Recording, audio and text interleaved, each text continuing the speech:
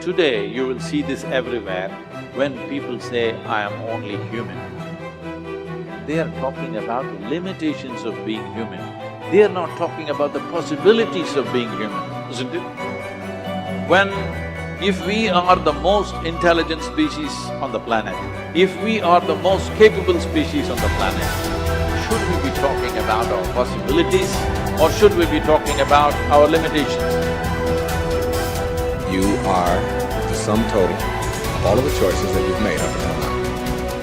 And anything about yourself or your life that you don't like or isn't working or is mobilizing you is to be looked at in terms of, can I grow?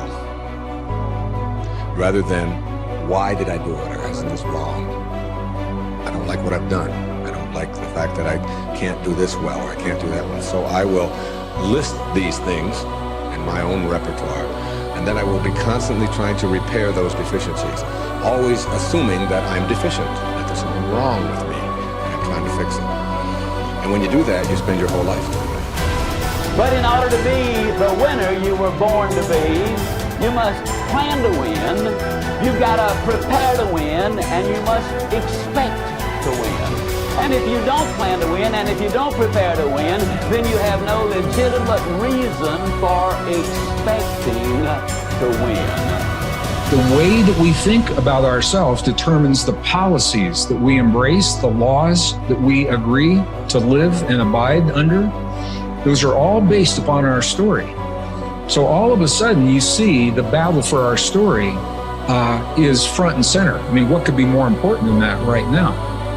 So when we talk about that battle, there's a battle for who we are and the way that we think about ourselves. You are creators who have come into this environment for the details that it evokes from you. But you are God force who insists upon alignment with the energy of your source. And it is our knowing that as you move forward from this day, never again will you feel negative emotion without blessing the importance of it. Because in the negative emotion is the indication that you are setting forth for this universe expansion. And instead of feeling a continuing of negative emotion, you're going to flip. You're going to take the bounce. You're going to feel the solution that your problem has pointed. So then as you begin to think about a new possibility, and your brain begins to fire in new sequences and new patterns and new combinations, and you begin to plan your behaviors, and you begin to review in your mind, mentally rehearse who you're going to be in your life, the mere action of mental rehearsal begins to install the neurological circuits in your brain. Now your brain is no longer a record of the past. Now it's in fact a map to the future. And if you were then to begin to emotionally embrace your future before it's made manifest, in other words, you're not waiting for your healing to feel wholeness. You're not waiting for your new relationship to feel love. You're not waiting for the mystical moment to feel awe. You're not waiting for your success to feel empowered. That's the old model of reality, of cause and effect. Many of you, as I have been, as I am, are where you are in your life based upon what you believe. And it's not just what you think you believe on the surface, it's also your shadow beliefs that are holding you back from moving into the life that you believe you deserve. What I know is if you're not looking at the shadows, if you're not looking at what is subconsciously running through the tape in your mind, telling yourself you're not good enough, you're not worthy enough, you're not smart enough, you're not enough, which is a tape that's playing for a lot of people. If you're not conscious of that, then you end up acting out of that belief system and not out of what you know to be the truest or want to be the truest for yourself. How do you alter your mindset? Only path is through new awareness. You can receive advice all day long. Many people do. They love being told what to do. They're hooked on new books, new ideas, new lists. They learn and learn and learn in all directions except the one that matters most. Learning about themselves. There is no getting around this. It's hard to sustain new happiness without new awareness. You can go for the run, you can have the hard conversation, you can eat better food, you can wake up early, read at night, you can do it all. But does it make you happier? Deep down, long term, that's the metric. If it does, if you're happier, it's because you realize something new about yourself. The change was you. You recognized why your new habits shifted your outlook. It was about challenging your old mindset. We started with this idea that now was the time. It was the time to do more, to do better, to create the change and go for it, do it. If now is the time for change, make the change, but recognize what you are truly seeking. That your body may transform, your habits may improve, you may learn new ideas, but where did the change start? What was behind it all? It's always your mindset. If we control where awareness goes, we're controlling where energy is flowing.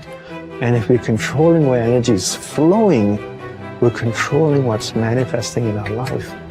This is a great secret to learn. This is something that I've learned in the monastery.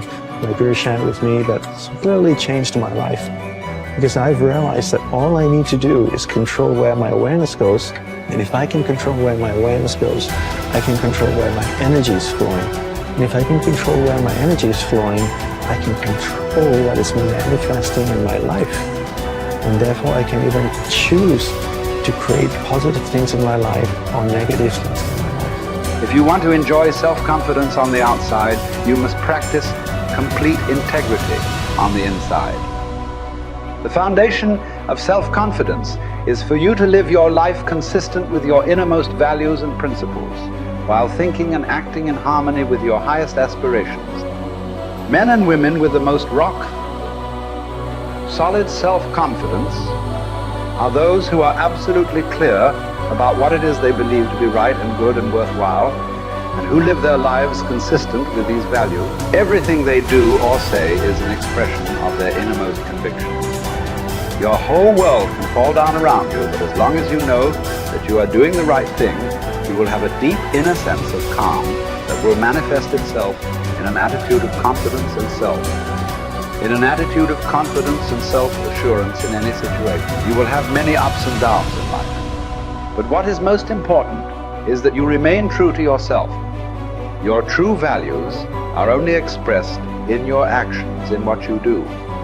You can tell what you truly believe by observing what you do in any situation in which you have to make a choice, especially when you are under stress and pulled in two directions at once, with opposing demands or responsibilities. This is when your true values are revealed.